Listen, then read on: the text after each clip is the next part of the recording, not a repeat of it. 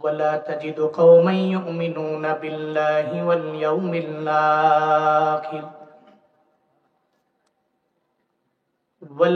الآخر يوادون من حاد الله ورسوله আল্লাহ বলেন ও নবী আমার ওয়ালা তাজিদ আপনি পাবেন না কওমান ইউমিনুনা বিল্লাহি ওয়াল ইয়াউমিল আখির আল্লাহর প্রতি যেই বান্দারা পরিপূর্ণ ঈমান এনে নিল আপনি এদের পাবেন না। আখিরাতের দিনের প্রতি যারা ঈমান আনলো আল্লাহ পাক বলেন আপনি এদের পাবেন না। বলে কোন জায়গায় পাওয়া যাবে না? ইউয়াদুনা মান হাদাল্লাহ ওয়া রাসূলা যুদ্ধের ময়দানে যাওয়ার পরে এদের সামনে যদি কাফের দাঁড়ায় যায়, ওই কাফেরটা হলো তোর বাবা, যদি ওই বাবাই সামনে দাঁড়ায় যায়, যুদ্ধের ময়দানে যাওয়ার পরে ওখানে যাওয়ার পরে তাকায় দেখবে তার ভাই দাঁড়ায় আছে, আপন ভাই, কিন্তু ভাই কালেমা পড়ে মুসলমান হয় নাই। 3 নম্বরে যদি তার সামনে তার নিজের ছেলে যদি সামনে দাঁড়ায় যায়, ও দেখবে ওই ছেলে কালেমা পড়ে মুসলমান হয় নাই।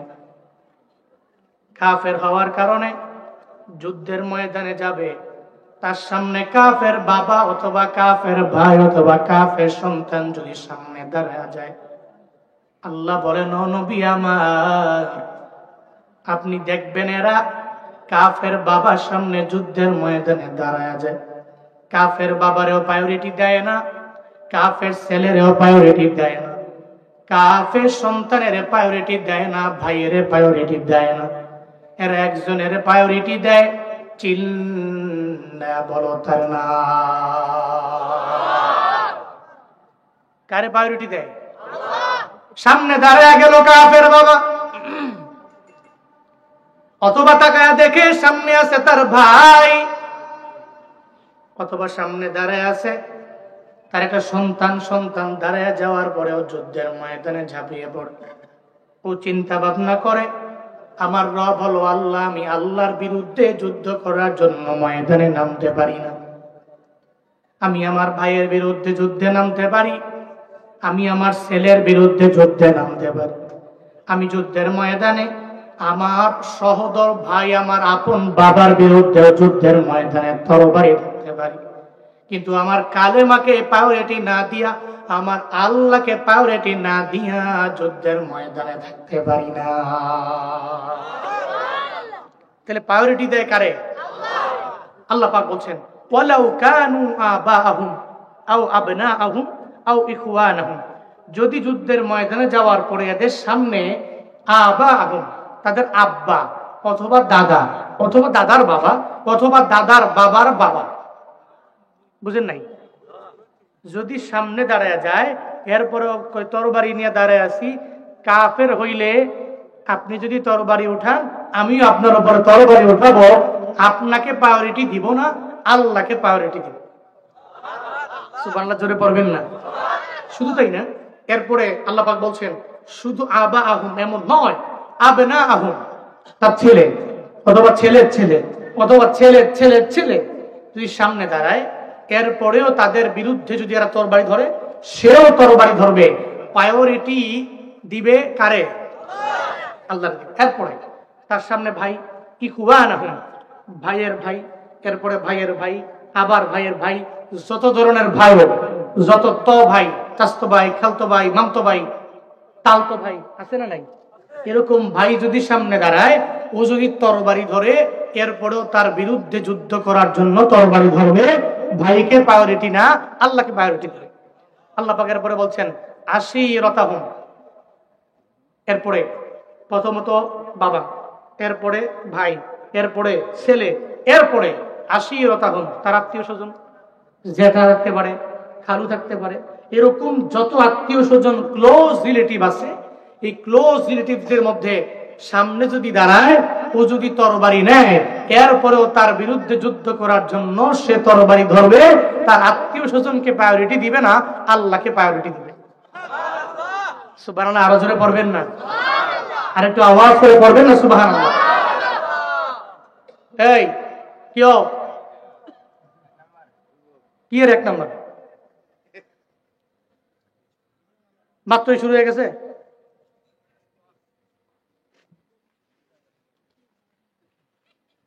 আল্লাহ পাক বলছেন আপনি পাবেন না। এদেরকে যুদ্ধের ময়দানে যাওয়ার পরে এদের আব্বা আম্মাকে প্রায়োরিটি দিয়া আল্লাহকে প্রায়োরিটি না দেয় এমন হালতে এদেরকে পাবেন না। এবার আসেন আল্লাহ পাক বলছেন কাকে উদ্দেশ্য করে আল্লাহ পাক বলছেন।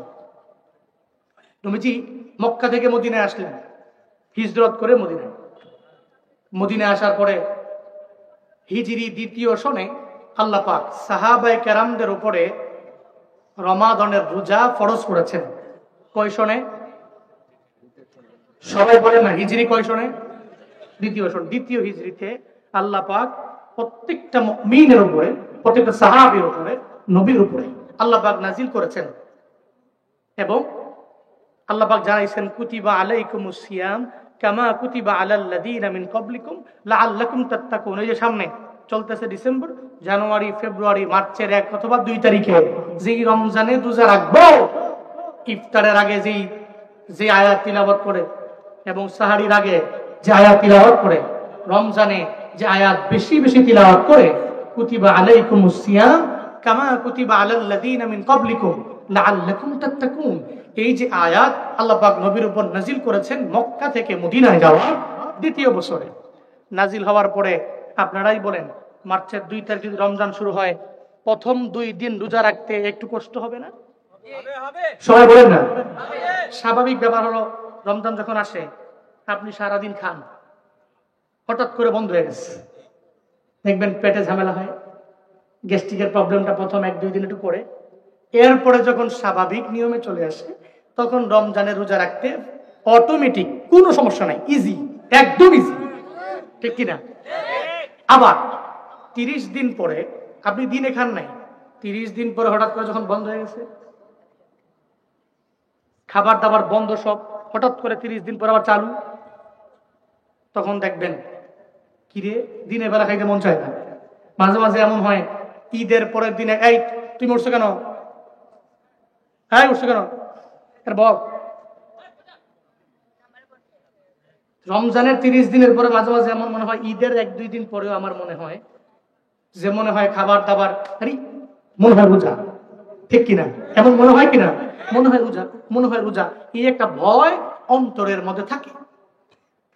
জীবনের প্রথম সাহাবায়ে কেরামকে আল্লাহ পাক বললেন কুতিবা আলাইকুমুস সিয়াম, তোমাদের উপরে রমাদানের রোজা ফরজ করে দেওয়া হয়েছে, কামা কুতিবা আলাল লাযিনা মিন ক্বাবলিকুম, যেরকম ভাবে তোমাদের পূর্ববর্তী গণদের উপরেও নাজিল হয়েছিল। সাহাবায়ে কেরাম রোজা রাখলেন। হঠাৎ করে নবী একদিন বললেন, নবীর কাছে চিঠি পাঠানো হলো, কাফেররা মক্কা থেকে সব আসতে হলো বদরের প্রান্তরে যুদ্ধ করার জন্য। অনেকটা পায়ে পড়ে ঝগড়া করে আসেন না, দেখবেন আমাদের সমাজে আছে, বাজারের মধ্যে গেছেন, আপনি ঝগড়া করা মানুষ না, কিন্তু সে ঝগড়া করা মানুষ, হ্যাঁ যেমনি হোক আপনার সাথে ঝগড়া মগড়া কইরা আপনারা গালি গালাজ করে বাড়ি যাবে, এমন স্বভাবের, এমন দুষ্টমিত্রের মানুষ সমাজে আছে না নাই? কথা বল না কেন, আছে না নাই? আছে। দেখবেন বাজারে গেছেন, আপনি ঝগড়া করার মানুষ না, আপনার পায়ে পড়ে ঝগড়া করে। মক্কা থেকে আবু জাহাল, উতবা, সাইবা, ওয়ালিদ ইবনে মুগিরা দেখে নবী তো মদিনায় যাওয়ার পরে এরা সবাই তলা আল বাদরু আলাইনা মিন সানিয়াতিল হুদা ওয়াজাবা শুকরু আলাইনা মা দাআ লিল্লাহি দা। পড়বেন আল্লাহু আকবার। নবীজি মক্কা থেকে মদিনায় গেলেন, নবীকে স্বাগতম জানাচ্ছে, ওয়েলকাম, আপনি মক্কা থেকে মদিনায় আসছেন, আপনার যত সাহায্য লাগবে আমরা সব সাহায্য করতে রাজি। সুন্দর করে ওয়েলকাম জানালেন, স্বাগতম জানালেন। নবীর হাতে দলে দলে মানুষগুলো আসছে, কালেমা পড়ছে, মুসলমান হচ্ছে। মক্কায় তো নবীর দুশমন আবু জাহাল আছে না নাই? বন্ধু না শত্রু? কথা বলে না, বন্ধু না শত্রু? উতবা নবীর বন্ধু না শত্রু? সাইবা নবীর বন্ধু না শত্রু? ওয়ালিদ ইবনে মুগিরা নবীর দুশমন না বন্ধু? জোরে বলেন না। ঠিক তদ্রুপ ভাবে ইসকন বাংলাদেশের মুসলমানদের বন্ধু না শত্রু? ভারতের উগ্রবাদী হিন্দুরা আমার দেশের মানুষের বন্ধু না শত্রু? মনে রাখবা, মৃত্যু পর্যন্ত কোন হিন্দু কোন মুসলমানের বন্ধু হতে পারে না। চিল্লা কও ঠিক কিনা? এরা বন্ধু হতে পারে না। দেখবেন দেখবেন মাঝে মাঝে আইসা গায়ে গেছে, মনে রাখবেন ডাল মে কুচ কালা হে, এখানে ঝামেলা একটা আছে। গত স্বৈরাচার থাকা অবস্থায় ভারতের সাথে সম্পর্ক অনেক ভালো, ইলিশ দেওয়ার বেলায় আছে, আর এরা আছে হলো কিভাবে পানি দিয়ে বন্যার মাধ্যমে আমাদের ফেনী নোয়াখালী ডুবাইয়া দেওয়া যায়। এর মানে বোঝা গেল এরা উপর দিয়া ফিটফাট, ভিতরে উপর দিয়া কার, তোরা বন্ধু, আমার বন্ধু দেশ, পাশের দেশ। আরে মগাই কয় কি, হিন্দু জীবনেও কোন মুসলমানের বন্ধু হতে পারে? একজন কাফের মুসলমানের বন্ধু হতে পারে? পারে পারে পারে পারে। কোন হিন্দু, কোন বৌদ্ধ, কোন খ্রিস্টান, অন্য কোন ধর্মের লোক কোন মুসলিমের বন্ধু হতে পারে না। নিষেধ কি জুনায়েদ আল হাবিব করছে না আল্লাহ পাক করছেন? আরো জোরে বলেন, কে করেছেন? আল্লাহ পাক করেছেন। এই জন্য বন্ধু বানাবেন মুসলমানকে। এই যুবকেরা যারা স্কুলে কলেজে পড়ো, স্কুলে যাওয়ার পরে বন্ধু বানাবা, তোমার স্কুলের একটা মুসলিম বন্ধুকে বন্ধু বানাও। খ্রিস্টান বন্ধুকে আপন মনে করো না, হিন্দু বন্ধুকে আপন মনে করো না। একজন মুসলিম বন্ধুকে বন্ধু বানায় অগ্রগামী হও। অন্তত পক্ষে জীবনে কোনো উপকার না করতে পারলেও সে তোমার ক্ষতি করবে। এজন্য বন্ধুকে, মুসলিম না হিন্দু? নবীজির দুশমন আবু জাহাল, উতবা, সায়বা নবীজির দুশমন, নবীজির শত্রু। মনে মনে ভাবে মদিনায় তারাইলাম, মনে করছি মদিনায় যাওয়ার পরে লোক টোক মনে হয় তার পাশে থাকবে না। ওমা যাওয়ার পরে দেখি সব দিক কালেমা পরে মুসলমান হয়, দল দিকালি দিন দিন বড় হয়। আবু জাহালের মাথা গরম। 1000 সৈন্য নিয়ে আসলেন বদরের প্রান্তরে। মদিনা থেকে 70 মাইল, কয় মাইল?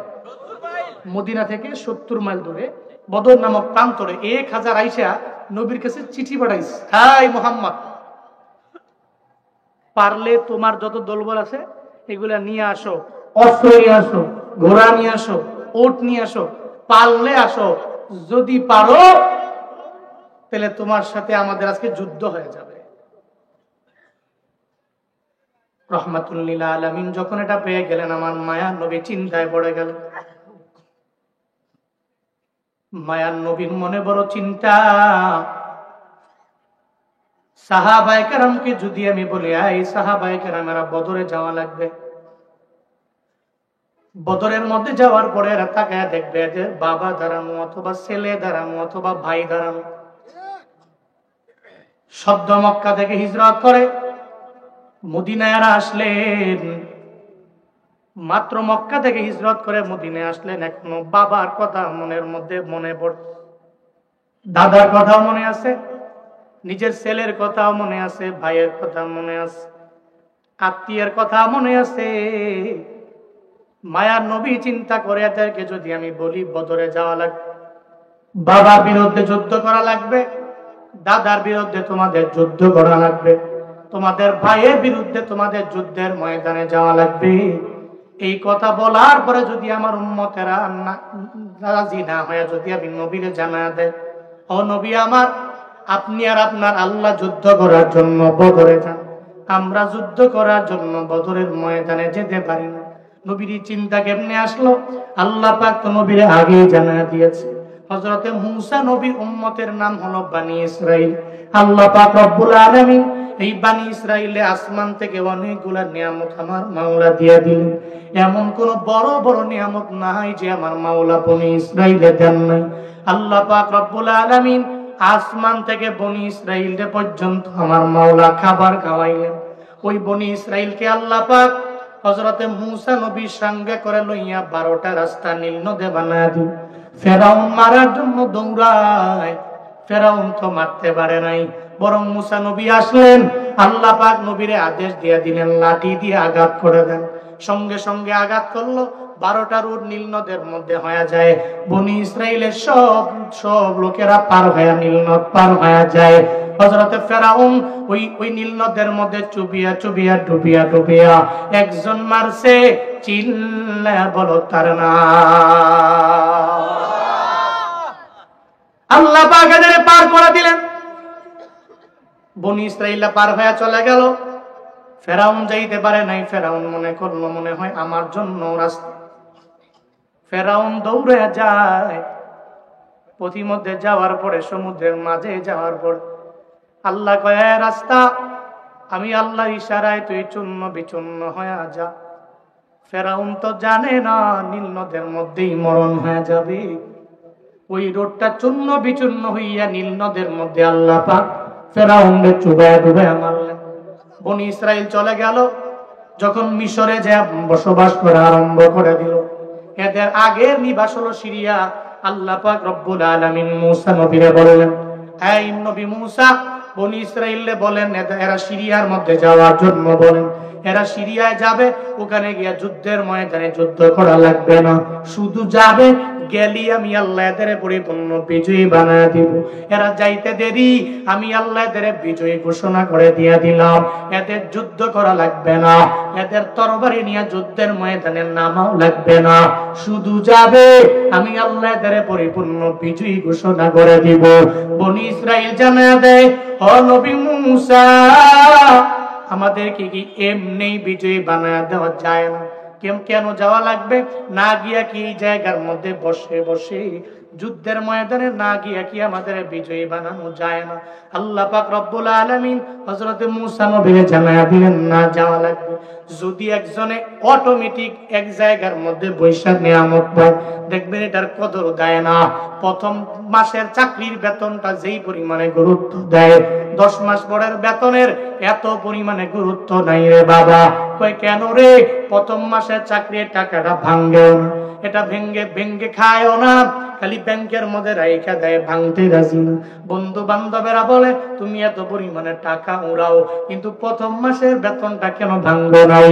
কয় জানোস না, আমি 25 বছর এত কষ্ট করে পড়াশোনা করার পরে প্রথম মাসের বেতনটা আমি পাওয়া গেলাম, যার কারণে এই প্রথম মাসের বেতনটা আমার দরবারে অনেক পরিমাণে দাম।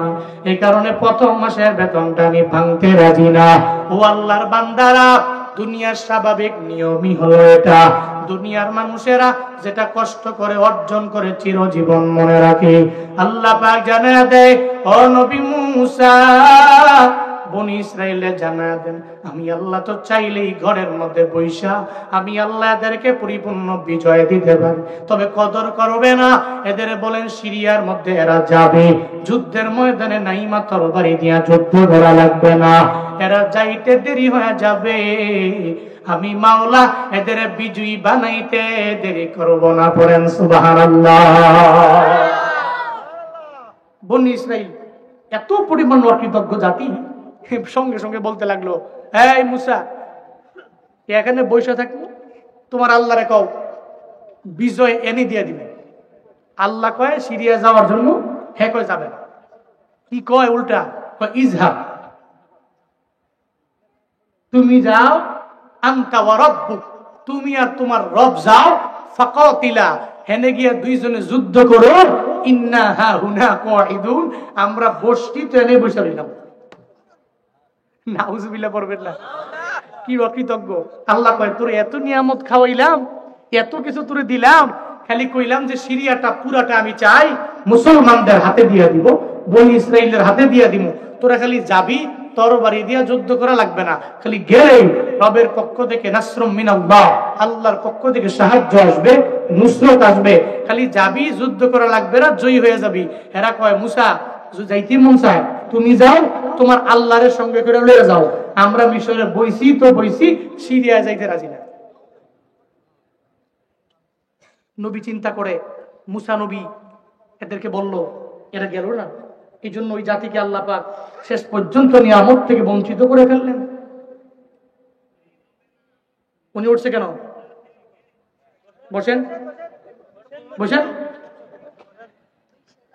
নবী চিন্তা করলেন, আরে যদি আমার সাহাবীদেরকে আমি বলি, যদি এরাও এমনি যদি কয় আপনিও যান, আপনার রব বদরের প্রান্তরে যান, আমরা আমাদের আব্বা গুলোকে যুদ্ধ করতে রাজি না, যদি এরা বলে নবী এই চিন্তা নিয়ে চোখের পানি ফালায়া কান্না করে, মায়ার নবী এবার চিন্তায় পড়ে গেলেন, আমি এদের কাছে বললে যদি এরা না যায়, যুদ্ধের ময়দানে না গেলে আল্লাহ এদের প্রতি অসন্তুষ্ট হয়ে যাবে। আল্লাহ যদি রাজি না হয়, অসন্তুষ্ট হয়ে গেলে আমার উম্মতদের উপর আমার মাওলা ক্রোধান্বিত হবে, রাগান্বিত হয়ে যাবে। নবী এজন্য চোখের পানি ফালায়া ফালায়া গুনগুনায় কান্দে, রবের দরবারে আবদার জানায়, আল্লাহ গো আমার উম্মতের আমি যদি বলি, সাহাবীদেরকে যদি বলি, এরা যদি না যায় তাহলে তো তুমি রাগান্বিত হয়ে যাও। এরপরেও মায়া নবী যখন সাহাবায়ে কেরামের ডাকলেন, এই মুহাজিরেরা আমি নবীর দরবারে আয়, আমি নবী যদি তোমাদেরকে বলি বদরের প্রান্তরে যাওয়া লাগবে, সামনে দাদায় থাকবে, বাবায় থাকবে, ভাই থাকবে, অথবা সামনে তোমার আত্মীয় স্বজনেরা থাকবে, এদের বিরুদ্ধে যুদ্ধের ময়দানে যাইয়া তরবারির মাধ্যমে যুদ্ধ করতে পারবা কি পারবা না?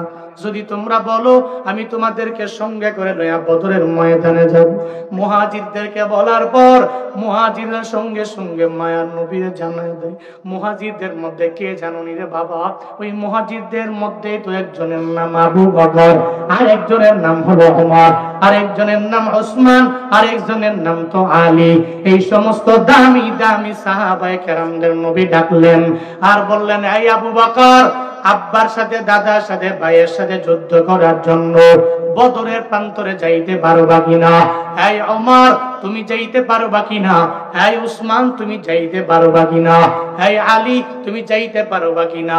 যখন এভাবে আমার মায়া নবীর সামনে ডাক দেয়, আবু বকর জানায়া দেয়, ও পয়গম্বর আমার, আমি আবু বকরের মতো ধনী কেউ নাই। মক্কাতে ছিলাম আমি বড় ধনী, আমার মতো টাকাওয়ালা মক্কার জমিনে কেউ ছিল না। কিন্তু নবী আমার আপনার যখন জবান মুবারক দিয়ে আমারে বললেন, রে আবু বকর একটু কালেমা পড়ে মুসলমান হয়ে যান, আমার দরবারে আসলেন, আমি সঙ্গে সঙ্গে আর দেরি করলাম না, আমি বললাম নবী আমারে পড়ায়া দেন লা ইলাহা ইল্লাল্লাহ। আমি পড়ে নিলাম, আল্লাহ ছাড়া দুনিয়াতে কোনো ইলাহ নাই। ও পয়গম্বর আমার, শুধু তাই না গো নবী আমার, যখন আপনি মেরাজে গেলেন, ওই মেরাজ থেকে যখন দুনিয়ার জমিনে আসলেন, আসার পরে আপনি বললেন আমি মেরাজে গেলাম। নবী গো, আমি আবু বকর আপনার সামনেই তো রইলাম, আপনি আমারে বললেন, এই আবু বকর, রাতের বেলা আমি মেরাজে আমার মাওলার সাথে মুলাকাত করার জন্য আমি রওনা হয়ে গেলাম। এই আবু বকর, তুমি এই কথা বিশ্বাস করো কি করো না? আবু বকর জানায় দেয়, নবী আমার, আপনি যা বলেন জীবনেও মিথ্যা বলতে পারেন না, এই জন্য সিদ্দিক উপাধিও পর্যন্ত আপনি আমারে দিয়ে দিলেন। আজকে আমি মদিনায় আসলাম, আমার মক্কা থেকে এত পরিমাণে টাকা। এদেরকে তুই চলার পথে বন্ধু বানাও। এক নম্বরে আল্লাহকে, দুই নম্বর রাসূলকে, আল্লাহ এবং রাসূলের পরে এদেরকে যারা মানে, এদেরকে চলার পথে বন্ধু বানাইতে পারলে ফায়দা আছে না নাই? উপকার আছে না নাই? এই উনি উঠলো কেন? কই যান? মাফি শেষ?